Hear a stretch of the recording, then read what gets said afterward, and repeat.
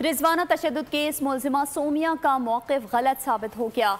23 जुलाई को तशवीशनाक हालत में जख्मी बच्ची के गाड़ी में बैठने की वीडियो मंजर आम पर आ गई। सिविल जज की बीवी का बच्ची को सही सलामत वालदैन को सौंपने का दावा झूठा निकला। फुटेज में देखा जा सकता है कि रिजवाना बस स्टैंड पर वालिदा के हवाले की गई है। बच्ची को तशद्दुद करके वालदैन के हवाले किया गया। वीडियो में नजर आ रहा है कि लंगड़ा कर चलती बच्ची को वालदा ने सहारा दिया। जिस गाड़ी में रिजवाना को लाया गया वो गाड़ी बस अड्डे पर रुकी।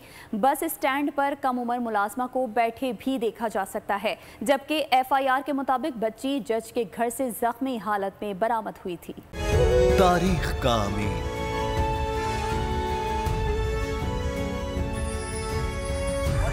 आजादी की अलामत,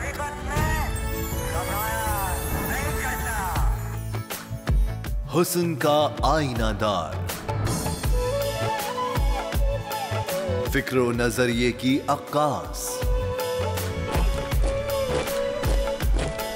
सरफराजी का गवाह, यानी हम सबका निगहबान पाकिस्तान।